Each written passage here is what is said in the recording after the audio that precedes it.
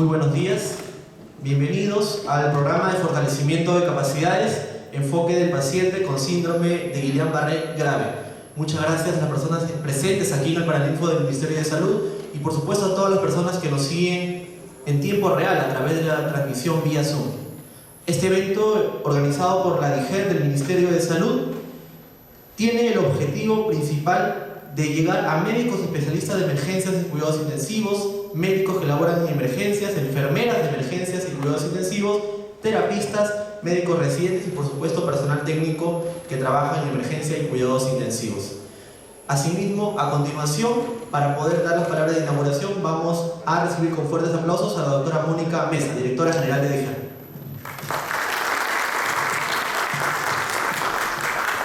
Muy buenos días. Como Dirección General de Gestión de Riesgo de Desastres y Defensa Nacional del Ministerio, hemos querido reunir en este curso a ponentes que tienen experiencia manejando este tipo de pacientes. Hasta el momento el Ministerio ha cumplido dentro de su rol de poder informar a toda la comunidad, no solamente médica, sino también a toda la comunidad en general, toda la parte preventiva, toda la parte de tratamiento, identificación de síntomas, cómo se manejan estos pacientes y todo lo que se desplegó en su momento. Pero ya estamos en una etapa en la cual hay pacientes que están en las unidades de cuidados intensivos, hay familiares que están esperando respuesta y hay médicos que también necesitan una respuesta de parte del Ministerio de lo que se ha gestionado para las 3 unidades de cuidados intensivos y que se sepa en general en la comunidad médica en qué momento, en qué fase estamos. Hemos pasado de una etapa de respuesta de un brote de Guillain-Barré a una etapa en donde ya estamos entrando a la rehabilitación de este tipo de pacientes. Todo lo que conocemos, la evolución de este síndrome, sabemos muy bien que va a haber un porcentaje importante, en este caso estamos hablando del 16% de los pacientes que han padecido esta enfermedad, que van a estar en las unidades de cuidados intensivos y que ameritan un cuidado especial. Un cuidado que tiene que ver con un equipo de trabajo, que no solo se limita al personal médico, sino que se amplía un campo de acción en donde ingresan el personal de enfermería, el personal técnico, el personal de terapistas, el personal de nutricionistas, el personal que ve la parte psicológico-psiquiátrica, es decir, una serie de aspectos que el día de hoy no solamente en este curso, sino también a lo largo de todo el día se va a poner a cargo del Ministerio unos puntos importantes que tenemos que recordar. Es importante tener en cuenta también que en el marco de esta emergencia sanitaria, que fue delimitada así a través de una alerta epidemiológica del 7 de junio, se ha delimitado un plan de acción que involucra acciones de respuesta y de rehabilitación y que por tanto amerita una explicación para la comunidad médica de los aspectos más relevantes que debemos tener en consideración para todos aquellos que hemos manejado pacientes críticos y que ahora tenemos la misión de poderlos retornar a su ámbito normal y retornarlos a la comunidad. Es por eso que esta ponencia o esta capacitación tiene 3 partes importantes. Una primera parte en donde se va a poner una puesta al día de cómo estamos a nivel epidemiológico, una valoración importante de cómo gestionar las camas para pacientes críticos en condiciones de emergencias masivas, inclusive también en el contexto de desastres, conceptos que muchas veces no los tenemos en consideración o no son conocidos y que nosotros hemos comenzado a difundir estos conceptos y hemos hecho una validación inclusive de una norma técnica que está próxima a poderse difundir y que esta norma técnica ha sido trabajada con todos los responsables que tienen que ver el manejo de las emergencias y gestión de riesgo. Es importante tener en cuenta que hay soluciones en este contexto de emergencia, muchas de las cuales se han puesto, digamos, dentro del marco de esta emergencia sanitaria. También se va a hablar en un tercer punto del manejo de los pacientes graves, el ventilador y el destete, sobre todo lo que implica para estos pacientes el pasar por este proceso. Y luego de estas 3 ponencias vamos a tener un bloque de preguntas. Si ya el personal que está enlazado con nosotros a través de la telecapacitación y los enlaces que hemos establecido al Ministerio pueden comenzar a formular las preguntas que vamos a tener un espacio especial en la cual vamos a pedir a nuestros colaboradores que anoten las preguntas que tengan también del público para poderlas contestar con el panel que tenemos el día de hoy. Posterior a ello vamos a tener una mesa redonda que va a tener, digamos, por concepto, poder delimitar cómo a través de las emergencias de adultos y también en condición pediátrica, hemos tenido un porcentaje también de pacientes pediátricos que han tenido que afrontar este síndrome, cómo es que se puede, a través de un trabajo articulado, generar un manejo y una respuesta oportuna. Para ello hemos tenido ponentes también que están viniendo de diferentes institutos y diferentes centros para podernos explicar su experiencia y sobre todo desde la óptica de un especialista que nos puede dar una puesta al día de cómo ha manejado esta emergencia sanitaria. Finalmente, después de esa mesa redonda vamos a tener una última mesa redonda que focaliza los aspectos de rehabilitación, sobre todo del paciente crítico. Y ahí hemos tenido la oportunidad de contar con personal que trabaja en lo que es la terapia respiratoria y en la rehabilitación de estos pacientes, algo muy importante que va de la mano con el manejo o el tratamiento que se pueda hacer específico. Muchas veces estamos abocados al tratamiento específico, ¿no? Hemos hablado de la inmunoglobulina, la plasmaféresis, pero justamente esta parte final de esta capacitación pretende poner en claro que la rehabilitación es un tema importante y vital en la recuperación de este tipo de pacientes. Por eso que hemos decidido también colocarla como parte integral del manejo del síndrome de Guillain-Barré grave. Muy bien, vamos a tener una variante, creo yo, en la exposición. Vamos a comenzar con gestión de camas y manejo de pacientes críticos en condiciones de sobredemanda, para luego ver la parte epidemiológica, para comenzar y cumplir con esta capacitación.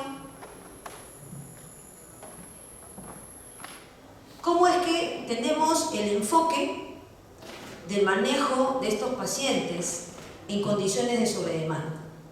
Esto es un tema que evidentemente va a requerir un punto claro en cuanto a cómo vamos a deslindar una serie de acciones que tienen que desplegar los médicos de emergencia y cuidados intensivos, que son los primeros que van a ver a estos pacientes en las salas de emergencia, y cómo tienen que obviamente tener en cuenta puntos clave para poder gestionar no solamente el manejo de la sobredemanda, sino la atención oportuna de los pacientes, ¿sí? Esto en cuidados intensivos, en otros términos le conocen como overcrowding, que también lo he colocado ahí. Y para asegurar la continuidad de la atención y para poder tener un éxito en el manejo, tenemos que tener en cuenta estos puntos que vamos a tallar a continuación. ¿Cómo es el manejo de la emergencia? ¿Cómo es el manejo de la unidad de cuidados intensivos? Y cómo la rehabilitación comienza en realidad desde el primer momento. Y cómo es que estos procesos deben garantizarse una continuidad para que no haya fracaso. Cada uno de estos procesos son importantes y por lo tanto interviene un equipo de trabajo. Un equipo de trabajo conformado por médicos de emergencia, médicos de cuidados intensivos, enfermeras y personal técnico de la emergencia, que es el primero que atiende al paciente, el que tiene que colocarlo en una cabecera de 30 grados para evitar riesgos de aspiración, el que tiene que estar alerta, el que tiene que muchas veces tomar contacto con los familiares, porque cuando uno maneja un paciente crítico, no solamente maneja al paciente, maneja a la familia, y eso es lo que tenemos que tener en cuenta. Estamos dejando a un paciente crítico, probablemente en ventilador, alejarlo de su familia por aproximadamente 4 semanas en el mejor de los casos. Y eso es algo que tenemos que tener en cuenta, el impacto que tiene sobre la familia. El personal de enfermería también de cuidados intensivos, los terapistas respiratorios, los terapistas físicos, los nutricionistas, los químicos farmacéuticos, consultores y médicos de otras especialidades, médicos psiquiatras, psicólogos. Es decir, es todo un staff que tiene que ser movilizado en diferentes momentos. Si bien es cierto, hemos resaltado la participación del equipo de neurología, que ha tenido una participación brillante realmente en esta emergencia, no podemos dejar de lado la participación de los médicos de emergencia, cuidado crítico y todo el staff que acompaña a enfermería y técnico que tiene que ver con la atención de los pacientes de Guillain-Barré en el momento más crítico probablemente de sus vidas. En ese contexto, nosotros comenzaremos diciendo que para manejar la sobredemanda, a manera de resumen, tenemos que tener en cuenta lo que nosotros llamamos las 4 S del manejo de la sobredemanda. Y las 4 S del manejo de sobredemanda, que está escrito en textos, ¿no?, de lo que es medicina de cuidados críticos, establece lo siguiente. Obviamente vamos a extrapolar del concepto, ¿no?, con, digamos, la terminología en inglés hacia la terminología en español. ¿A qué se refieren esas 4 S? Cuando hay, ¿no es cierto?, una sobredemanda, tengo que preocuparme del sistema que voy a establecer en mi emergencia y en mi hospital y también en una institución, llámese el Ministerio de Salud, llámese la dirección que abarca y complementan este trabajo. Cada dirección tiene que organizarse en un sistema. Si no hay sistema, no van a poder tener funciones claras y se arma un desorden y un desastre tras una emergencia. Eso es algo que tenemos que tener en claro. Este sistema en el Ministerio de Salud y en los hospitales ya hemos venido desarrollando e implementando a lo largo de diferentes simulacros y diferentes circunstancias, y de hace muchos años hemos venido ya poniendo normas a esto. Le llamamos Sistema Comando Salud, y como vamos a pasar a explicar, tiene funciones claras que como ente técnico a nosotros nos compete ir desarrollando, no solamente en hospitales, sino también en ministerios, y vamos a detallarlo. El espacio, la otra S. Tengo que gestionar áreas de expansión externa, interna, sus líneas vitales, cómo se van a desarrollar estos espacios en general. Tenemos que desarrollar las cosas que llamamos el stuff que va a determinar el equipamiento biomédico, insumos, medicamentos básicos críticos que tenemos que tener en cuenta para poder manejar la sobredemanda. Y tenemos que manejar lo más importante, el staff, ¿no es cierto?, el personal, identificar cuáles van a ser mi fuerza de tarea de carreras afines, porque no podemos manejar esta emergencia solo con los especialistas que tenemos en ese momento. Tenemos que ampliar, como está descrito en los libros de Fundamento de Manejo de Emergencias Masivas y Desastres, y fortalecer las capacidades de personal médico residentes y de equipos médicos de emergencia. Está descrito a nivel internacional que, como buena práctica, solo hasta el 25% de personal, digamos, de médico residente podría estar involucrado, porque es personal que está en entrenamiento, pero es válido que estén, y se ha determinado ese porcentaje a nivel internacional para justamente garantizar que el manejo sea exactamente el mismo en el hospital A que en el hospital B. Y estos conceptos claros, estas 4 S son las que vamos a pasar a detallar a continuación. No solamente lo que hicimos en esta emergencia, sino nosotros como calidad de ente técnico lo que proponemos como un trabajo articulado, que es la forma de manejar una emergencia, y en este caso una emergencia de tipo sanitario. Los sistemas. En los sistemas, esta organización que le llamamos Comando Salud, que está descrita, tiene brazos operativos. Hay comunicaciones. En esta emergencia hemos tenido la oportunidad de contar con redes de WhatsApp, hemos tenido la oportunidad de también reportarnos a través de los sistemas de radios Tetra que existen en los centros operativos, hemos tenido la oportunidad de comunicarnos a través de las diferentes redes regionales que maneja el Centro Nacional de Prevención y Control, ¿no es cierto?, de enfermedades, el CDC del Perú. Tenemos también el componente de operaciones, ¿no?, en donde tenemos que ver cómo vamos a distribuir la oferta móvil. Hemos distribuido 50 ventiladores mecánicos portátiles que están utilizándose en un 26% actualmente.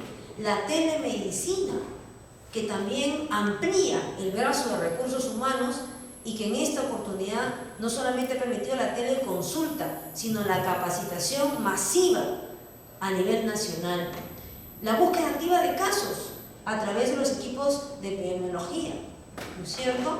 Hemos tenido que determinar una planificación a través de un checklist y retroalimentación, el rol que tiene su salud en la verificación ¿no es cierto?, de la serie de distribuciones de medicamentos y una serie de pautas que se hagan en el manejo a través de los equipos de neurología, verificar que las recomendaciones también que se dieron en cuidados intensivos para estos pacientes en emergencia se cumplan. Todo esto pasa por una verificación. No solamente determinar, se hace un plan, sino se hace, ¿no es cierto?, mesas de trabajo en donde se verifica con un checklist si se ha cumplido lo que se determinó por los diferentes grupos de trabajo. La logística, tremendamente importante en definir la cantidad de medicamentos. Ustedes saben lo difícil que es proyectarse sobre un brote en evolución, eso lo habla probablemente la doctora Gladys Ramírez, pero acá tenemos que tener en cuenta que cada sol del Estado es verificado y vamos a explicar y detallar por qué los decretos que hemos determinado como ministerio han tenido sus momentos y sus modificaciones, porque va a la par de cómo se evalúa día a día esta evaluación de incremento de casos, que felizmente al día de hoy está frenada y felizmente de alguna manera estamos verificando que los casos se están controlando, pero eso no implica que vamos a bajar la guardia. Los planes están activos y se van a mantener durante el tiempo que se ha establecido. La importancia de la información pública desde el momento cero y a través de la vocería establecida por el Ministerio de Salud, se determinó 4 voceros específicos para cada una de las ramas importantes que teníamos que mantener informado a la población. La gestión del presupuesto a través de las declaraciones de emergencia sanitaria y la movilización de presupuestos no solamente en MINSA, sino a nivel de las unidades ejecutoras. Este sistema que tiene estas funciones fue en su momento lo que permitió establecer a nivel del ministerio funciones claras, que obviamente siempre hay un periodo de transición que se conoce en el árbol de emergencias como periodo de crisis, entre que tomamos conocimiento de la alerta el 7 de junio y lo que hacemos y la decisión que tomamos el 8 de junio de declarar, ¿no es cierto?, ya inmediatamente la emergencia sanitaria.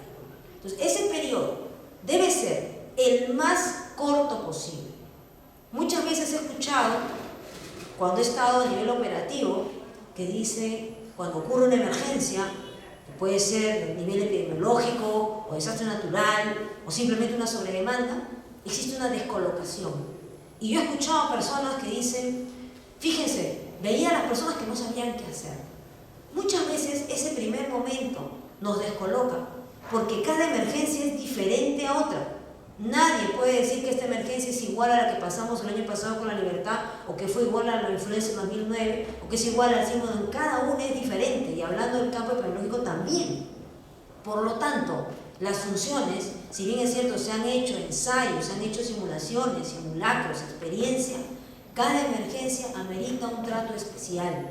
Y ese periodo de crisis que nosotros tenemos para manejarlo debe ser el menor posible, en donde este sistema se establece, el sistema de comando de salud.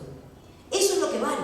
Probablemente en el primer momento vamos a estar, digamos, con muchas dudas, pero en la medida que ese periodo de crisis sea el menor posible, por la experiencia que se tiene, la planificación de otros eventos, eso va a permitir que rápidamente se instale esa primera S del sistema. Sin esa primera S, todo lo demás va a decaer lamentablemente en errores. Y eso es algo que es importante tener en cuenta, el sistema. Y el sistema también tiene que ver con el sistema hospitalario. Así como hay un sistema de comando de salud establecido, hay un sistema de comando de incidentes hospitalario que muchos hospitales lo están poniendo en práctica con sus directores generales, y eso es importante. Esto nació como un sistema de comando a nivel de emergencia y luego se trasladó a nivel de hospital en Estados Unidos y luego se difundió y fue adoptado por el Japón y luego ha ido pasando a cada uno y de diferentes países y de diferente moda, ¿no? Los hospitales tienen que tener en cuenta algo: no pueden trabajar de forma aislada cuando hay una emergencia 4, nivel 3 inclusive regional. Es imposible que un hospital maneje de forma efectiva dichos conceptos sin asimilarse a otros sistemas de respuesta. ¿Y cuáles son esos otros sistemas de respuesta? La parte de comunidad, las direzas, las municipalidades, tienen que abrir su campo de acción, tienen que trabajar de manera coordinada y tienen que tener eso en el espacio de articulación que le permiten, que son los espacios de monitoreo de emergencias y desastres, que le permiten esa articulación para poder trabajar de mejor manera. Hay que involucrar al personal administrativo en los procesos críticos, llamar inmediatamente proveedores de servicios para las adquisiciones que se tengan que hacer como que se hicieron acá en el Ministerio desde el primer momento. Esto está ya descrito y ustedes lo pueden buscar. Esto es un concepto, lección aprendida de varias emergencias, no solamente extranjeros, sino también aquí en el Perú. Este sistema hospitalario cobra diferente organigrama dependiendo de la capacidad que tenga el hospital y de cómo se está desarrollando. Por ejemplo, este es un sistema básico, ¿no es cierto?, que está escrito para un determinado hospital, y acá tenemos una persona que comanda el incidente. Esto es en un hospital, la persona que determina el orden de la vocería y cuáles son los mensajes que se van a difundir a la población, un oficial que tiene que ver de enlace justamente con la direza, la comunidad, las DIRIs. El hospital no puede vivir aislado. Un oficial de seguridad, porque la emergencia puede ir creciendo y tiene que establecerse márgenes de seguridad. No solamente estamos hablando de resguardo policial, aquí estamos hablando de la seguridad del paciente y la seguridad del personal, ¿no es cierto? En algunos casos, como en este caso, agregan el personal especialista técnico médico, que se refiere al personal con especialidad en gestión de riesgo, que puede asesorar técnicamente en la mejora de este organigrama. Luego tenemos al responsable, al jefe de operaciones, que es el encargado de hacer el triaje. Y para este caso, en caso de pacientes críticos, se habla de lo que se llama también triaje terciario. Si esto hubiera llegado a mayores, hubiéramos tenido que aplicar ese concepto, que fue lo que tuvimos que aplicar en los casos cuando tenemos, por ejemplo, influenza grave, o cuando hay casos de sobredemanda y tenemos que aplicar conceptos. El jefe de planificación, que tiene que ver con el checklist del plan, de lo que se planifica, que se cumpla lo que se dijo. El encargado del jefe de logística, y aquí tiene varias aristas: la parte de medicamentos, la parte de insumos, la parte de gestión, de movilización y transporte, ¿no es cierto?, de equipamiento. Luego tenemos el área de la parte presupuestal, que tiene que ver, en este caso, con el seguimiento, ¿no es cierto?, del presupuesto para declaraciones de emergencia, en este caso por emergencia sanitaria. ¿De dónde sacamos, activando la cadena de emergencia, lo que tenemos que comprar? Entonces tiene que haber todo un aparato logístico, todo un aparato, de comando a nivel hospitalario que permita al hospital trabajar ordenadamente y con funciones que no son las que aparecen en un organigrama normal con miles de cargos, sino que son funciones básicas. Y todas las demás direcciones tienen que colocarse como fuerza de tarea independientemente, ¿no es cierto?, del cargo inicial. En otros sistemas, ¿no es cierto?, hay variantes de este comando. Por ejemplo, acá vemos en lo que es Irán, el ejemplo de su sistema de comando hospitalario. Ellos han agregado un oficial de control de calidad, porque desde su óptica estaban en un proceso de mejora, y por lo tanto, en la medida que van implementando su sistema de comando hospitalario, tienen a alguien que le va asesorando en la calidad y cómo van implementándolo y mejorando. Y es válido, ¿no? Entonces, cada uno, y con las mismas funciones básicas que están descritas. Y dentro de cada una de las partes operacionales tenemos, dentro del manejo, por ejemplo, la parte de operaciones aquí, la parte, como les comenté, el triaje, la parte de manejo médico, la parte de manejo de materiales peligrosos. Eso es su orden de ellos en función a su valoración de riesgo y su vulnerabilidad y sus peligros, ¿no? Y así cada uno de ellos. Esto es un ejemplo de cómo funcionamos a lo largo de 2 años en el Hospital Cayetano, y a través de los simulacros logramos de alguna manera implementar, pero esto requiere de un manejo de continuidad, requiere de compromiso de los responsables de gestión de riesgo en las áreas de emergencia, porque esto está descrito, que lo manejen en los simulacros, porque el día como ahora afronten una emergencia y no lo tienen claro, la primera S del sistema la van a perder. Y si pierden el control, lamentablemente van a tener una emergencia mayor de la que tuvieran que afrontar solo con el peligro que tienen y la vulnerabilidad que manejan. En este caso, por ejemplo, nosotros le agregamos lo que corresponde a la evaluación de daños o el seguimiento estricto de la gestión de información. ¿Por qué? ¿Por qué? Porque nosotros tenemos un problema, y el problema es que todavía nos falta mejorar la gestión de información. Epidemiología tiene una red a nivel nacional, pero tenemos que unir la red clínica que nace de las unidades de cuidados intensivos del Departamento de Emergencia con la red epidemiológica, y hemos puesto una solución a eso en esta emergencia, y acá lo vamos a conversar cómo. Pero acá, justamente en nuestro hospital, hace ya un buen tiempo, veíamos, así como en su momento Irán vio que la gestión de calidad era importante, nosotros vimos que la gestión de información era importante. ¿Y por qué ellos no lo consideran? Porque ya la tienen instalada.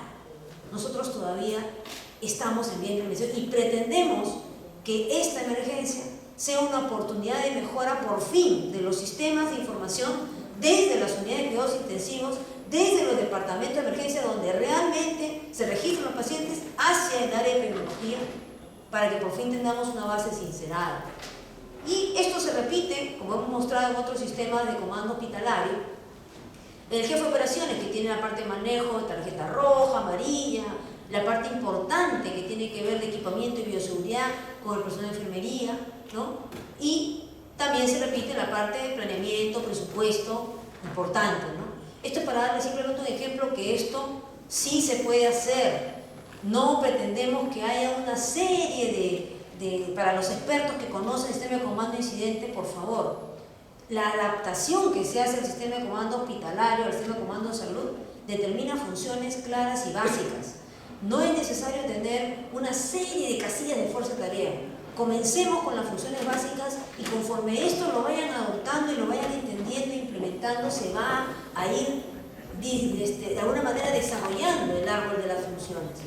Esto es nuestro sistema de comando en la DIGER, que es la dirección que de alguna manera comienza el manejo y la coordinación cuando hay emergencias 4 y 5, y evidentemente también tenemos la gestión de información como algo importantísimo. Sin gestión de información no tenemos brújula, y eso viene de las unidades ejecutoras. Es importante definir que en nuestra experiencia, desde el año 2013 que venimos implementando el hospital, desde el año 2017 que lo aplicamos en el fenómeno del niño, son dos funciones las que suelen fallar y que tenemos que reforzar en este sistema. Una es el ordenamiento aquí abajo en la fuerza de tarea, porque muchas veces se duplica la información. Y una lección aprendida es sectorización por región, sectorización importante que va a permitir tener un orden de cada una de las partes que participan en el manejo. Así como también otra parte que falla o suele fallar es el checklist de la parte de planificación.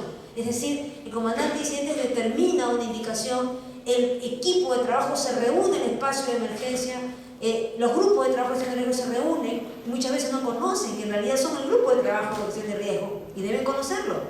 Y ese grupo, ese espacio, determina unas acciones, pero luego a las 6 horas, a las 12, a las 24, no se hace una reevaluación. Eso es lo que tenemos que implementar, porque de lo contrario no podemos medir si las acciones que implementamos al inicio fueron correctas o si tenemos que aperturar las acciones y cambiar, ¿no es cierto?, nuestro rumbo. Así también en el MINSA se establece un sistema de comando de salud que establece funciones claras, y eso es lo que pasó en esta emergencia. Nosotros como entidad técnica pasábamos información tratando de ordenar el sistema, justamente tratando de acortar ese periodo de crisis inicial en el cual todos quieren reaccionar, todos nos alborotamos, pero no, tienen que haber funciones claras. Y el comandante de salud, en este caso la ministra, determina quién va a cumplir esa función y nosotros tenemos que ordenarlo desde el punto de vista técnico para que eso se cumpla y pueda ser reportado como tal. Eso es lo que tenemos que tener en cuenta. En el caso de Irán Barré, ¿no es cierto?, la ministra de Salud asumió el liderazgo y en algunas regiones delegaba a los viceministros, ¿no es cierto?, la función para que pudiera hacerse la continuidad también en regiones. Asimismo, se determinó que la gestión de información iba a mantenerlo el CDC, a través de la doctora Gladys Ramírez, que está ya presente con nosotros, con toda su fuerza de tarea de epidemiología de regiones.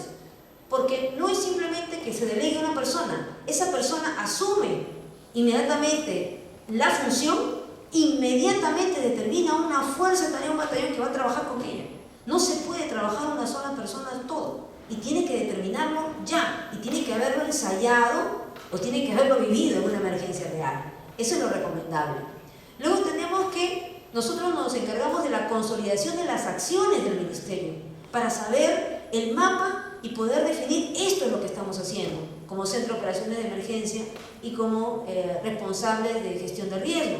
Y trabajamos también con nuestra fuerza de tarea, que en su momento fueron los médicos intensivistas, que también nos daban un input de cómo se estaban manejando los pacientes, ese 16%, que en un momento fue 26% y que ahora estamos en 16%. Entonces, esto es también importante resaltarlo. Y se tenían los medios de comunicación a través de la Sociedad Peruana de Medicina Intensiva, que permitió unir a los intensivistas a nivel nacional y poder tener una idea clara de también cómo estaba el paciente crítico. ¿Por qué? Porque nuestra función dentro de la parte no solamente era de gestión de información, como vamos a pasar más adelante, también era operativa, en cuanto a la distribución de algunos recursos de emergencia como los ventiladores y monitores. Tenemos que también tener en cuenta que tiene que haber una sistematización de la información de epidemiología y la información clínica, ¿no es cierto? Tiene que ser, ¿no es cierto?, establecida a través de la Oficina General de Tecnología de Información. Y esto se está trabajando actualmente para que pueda unirse en un solo sistema y podamos tener una data clínica y epidemiológica, que es clave en estos casos.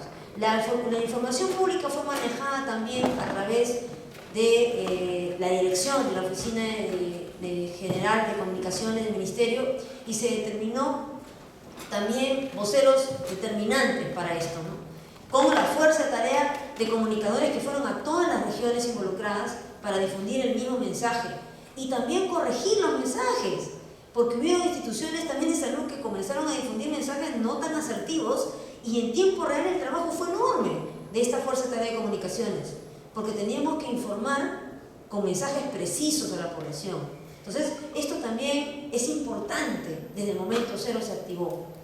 La parte de operaciones, fuerte la tuvo la dirección de operaciones, que tuvo que ver el monitoreo y manejo de los pacientes en todas las salas de emergencia y hospitalización, y tuvo que determinar el tema de la distribución de los medicamentos, siendo la inmunoglobulina un medicamento de alto costo, que requiere un control evidentemente. Se trabajó con el equipo de neurólogos y la dirección de operaciones tenía la enorme responsabilidad de poder determinar a dónde iban esos medicamentos, ¿no?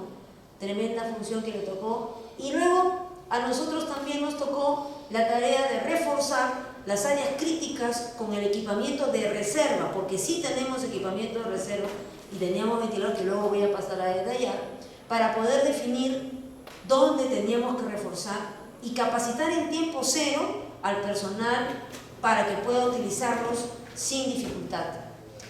Asimismo, se tenía que hacer la investigación del factor desencadenante a cargo del INS, y actualmente también se continúan estas investigaciones.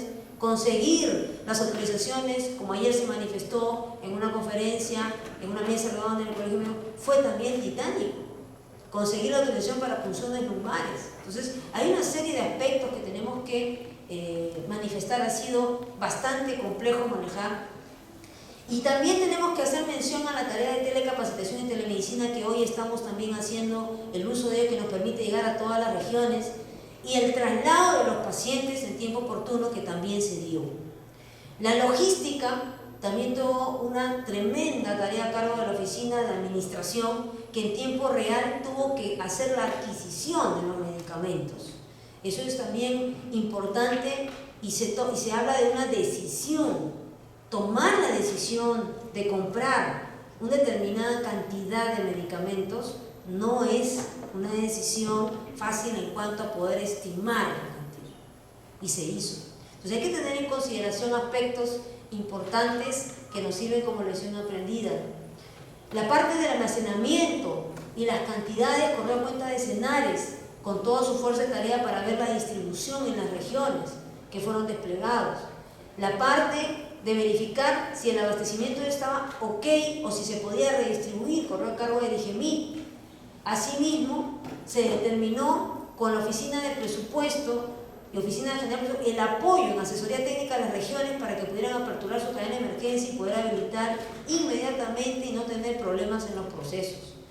Y finalmente la parte de supervisión del plan de acción y la parte del seguimiento por parte de su salud en Lima y regiones. Es decir, estas funciones son las que se establecieron y que de alguna manera determinan el que un sistema funciona.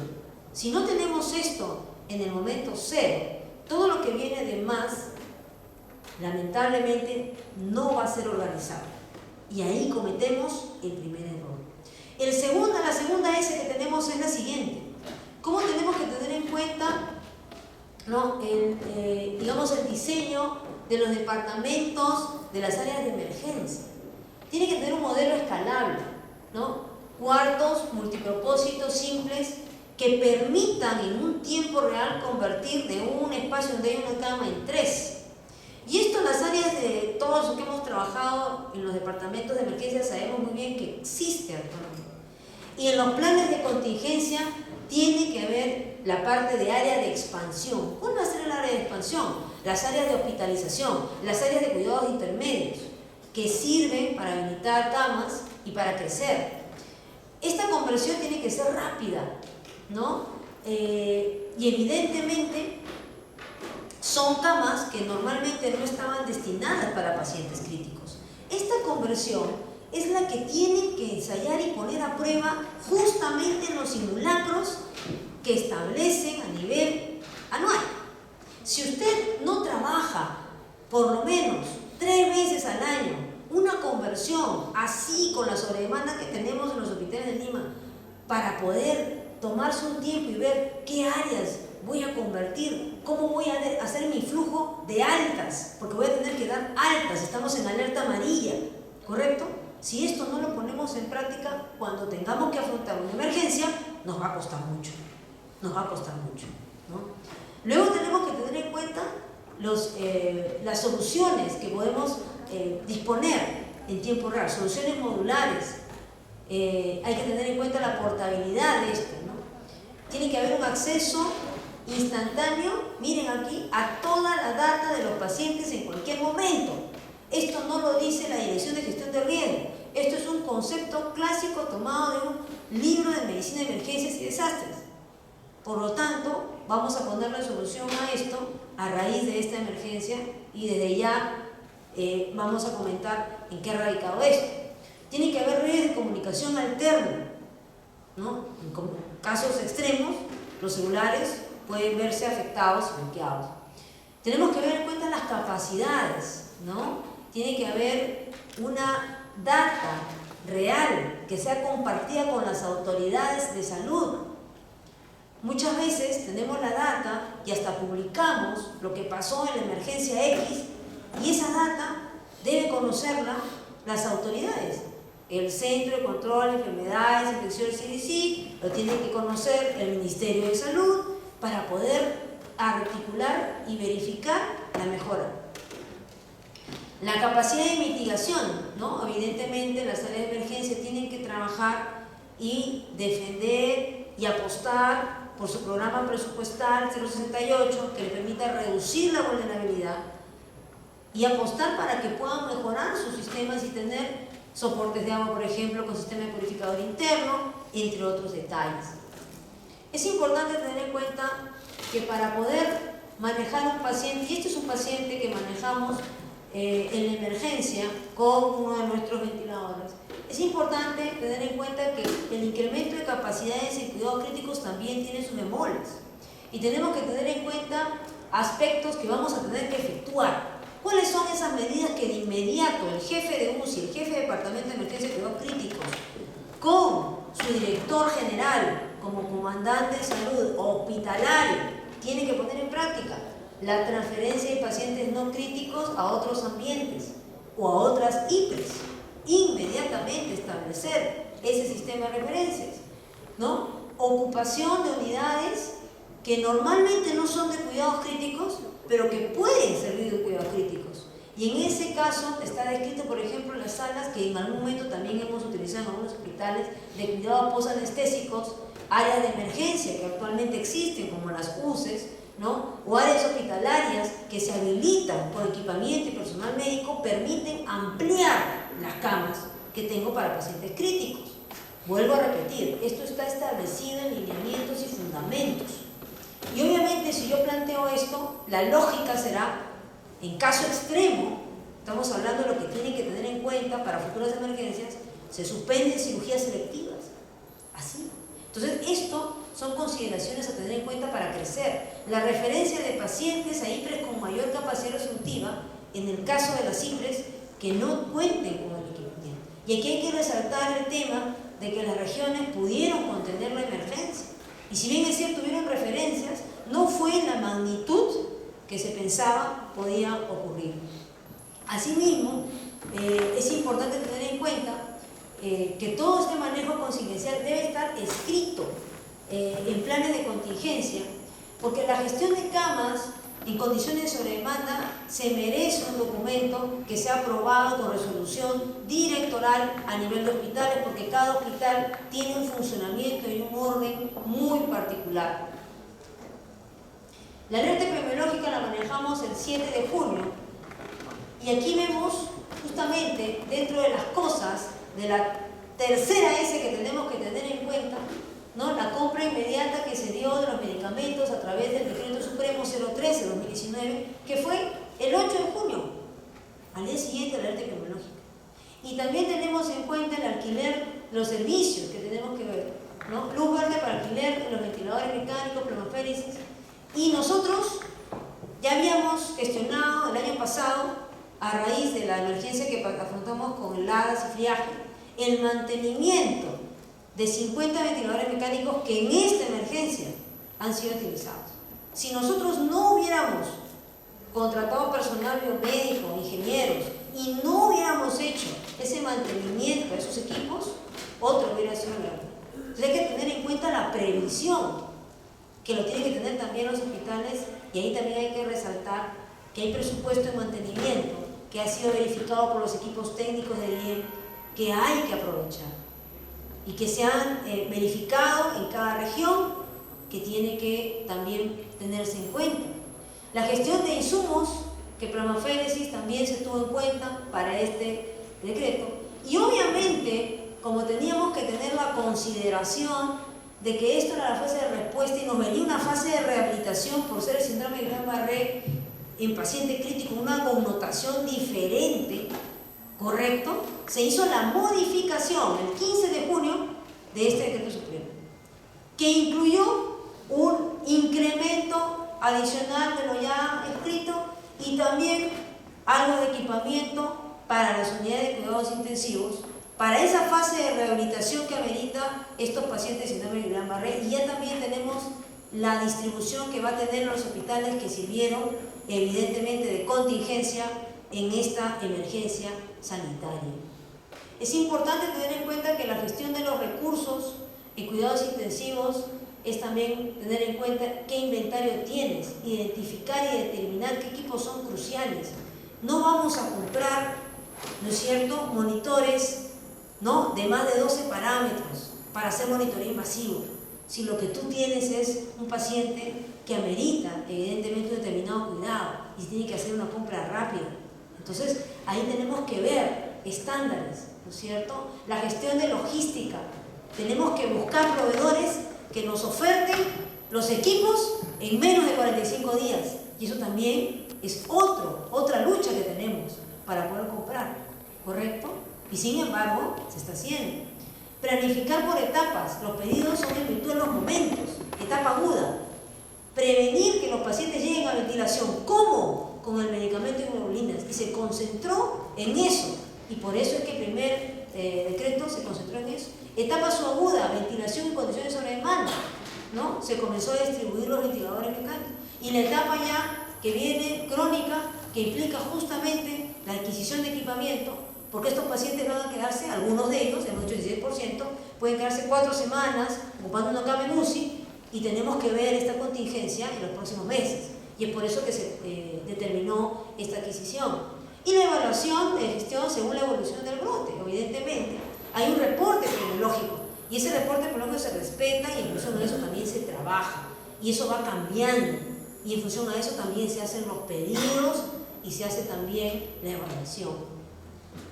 Decirles que esta previsión, como que ustedes pueden acá observar, permitió tener disponible y operativo estos equipamientos, que son equipamientos básicos, ¿no? Equipamientos básicos que tienen modalidades, control, esteo controlado, por volumen, por presión, que tienen para poder administrar oxígeno y que de alguna manera han permitido garantizar ese momento agudo para poder mantener al paciente con vida en el momento cero. Esto es lo que tenemos de data en la parte clínica en ventilación mecánica, gracias a los jefes de cuidados intensivos que nos facilitaron la información y a nuestros monitores que fueron a las unidades más afectadas, por decirlo así, por este síndrome. Y tenemos un promedio de uso de ventilador de 16.45% en los hospitales con mayor, digamos, grado de atención, ¿no? Esto es importante porque nos permite determinar el grado de ocupación de cama UCI que vamos a tener, nos permite determinar gestión de pedidos, si sabemos si nos proyectamos a la cantidad de personas. Y finalmente voy a hablar del staff. El staff tiene que ver con proyectar el requerimiento de recursos humanos, y esto se hace en función evidentemente, la valoración del peligro, la amenaza y la vulnerabilidad. Hay una diferencia entre peligro y amenaza. La amenaza es algo que evidentemente está determinado para hacernos un daño específico, un atentado terrorista, un atentado explosivo, evidentemente ahí hay una intención de daño. Un peligro, como este caso, es digamos, una enfermedad que se pone a prueba en todo el sistema de salud, y obviamente las vulnerabilidades de cada IPRES. Tener en cuenta la contratación de personal en forma temporal y tener en cuenta que dependiendo del tipo de evento voy a requerir más recursos. Evidentemente un desastre natural, brotes, epidemias demandan quizás la mayor cantidad de recursos humanos frente a una emergencia masiva, explosiones, donaciones tóxicas o incendios. Entonces yo tengo que prever eso en mi toma de decisiones.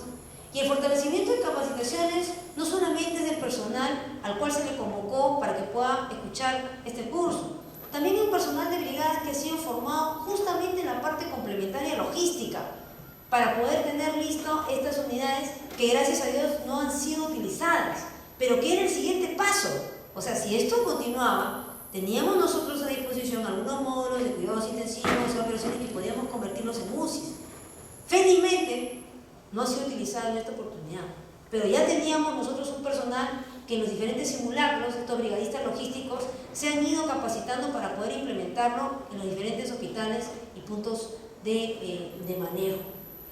Cuando hablamos de capacidad de recursos humanos, no solamente estamos hablando del personal en sí, al personal hay que capacitarlo, tiene que estar preparado, tiene que disponer los equipos, porque ¿qué hago teniendo recursos si no hay los equipos?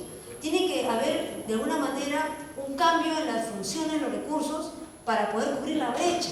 Hablábamos del 25% de médicos residentes que afronta también con nosotros, pero también hay otras medidas. Suspensión de vacaciones, derivación de personal que está en otras áreas a las áreas donde se le requiere, emergencias y cuidados críticos. Y la oportunidad de mejora, ¿no? Evaluar la situación para ver en qué podemos mejorar, en este caso, la gestión de información. Las intervenciones en cuidados críticos deben determinar las intervenciones más importantes, la ventiloterapia con modos básicos en un primer momento, el soporte hemodinámico crítico básico y las intervenciones profilácticas como es profilaxis de tromboembolismo, elevación de la cabecera a 30 grados. Hemos paseado por algunas emergencias en regiones y hemos estado siendo muy cuidadosos en explicar al personal enfermero, por favor, este paciente cabecera a 30 grados. Porque a veces pequeños detalles determinan el éxito del manejo de un paciente, ¿no? Y eso tenemos que tenerlo muy en cuenta. Tiene riesgo también de úlcera, obviamente, y por eso la profilaxis. En esta gestión de recursos humanos no vamos a pretender que la norma técnica que sigue vigente se continúe, que tenga un médico para 5 o 6 camas. Yo voy a tener un médico que va a ser el líder de 3 o 4 equipos y cada equipo va a tener a su vez una amplia cama, digamos, cantidad de camas que va a tener que vigilar. Pero esto, ¿no es cierto?, este sistema no se debe poner en práctica de cero. En todos los simulacros y en todas las oportunidades que tengan de implementación de sus planes de respuesta, tienen que ponerlo a prueba, para que cuando llegue el momento, esto no les llame la atención. Y en este equipo no solamente entra el médico, el terapista respiratorio, la enfermera, ¿no es cierto? Y obviamente un equipo que permite la continuidad de la atención del paciente. Y obviamente el rango de camas que va a manejar el intensivista ya no va a ser un intensivista por 6, sino probablemente como acá, casi 12, el doble, porque va a tener médicos, ¿no es cierto?, afines a la carrera, que van a tener que asumir esa tremenda responsabilidad. Esto es la realidad, y esto es algo que tenemos que tener en cuenta en la gestión de recursos humanos. Bueno, capacitamos al personal en estos equipos, se hizo la distribución correspondiente, pero acá es importante tener en cuenta que no solamente son las cosas, sino es el staff el que importa. Porque si ese recurso humano no es capacitado, de nada sirve de enviar los recursos si no lo van a poder utilizar. Y esto es lo que seguimos monitoreando, el buen uso de los equipos, la entrega, ¿no es cierto?, el seguimiento para que los equipos se mantengan, el cuidado, cómo se va a hacer la esterilización de este equipo, también nos hemos preocupado por eso. Es una serie de detalles que tienen que tener en cuenta, ¿no? Y si este personal, ¿no es cierto?,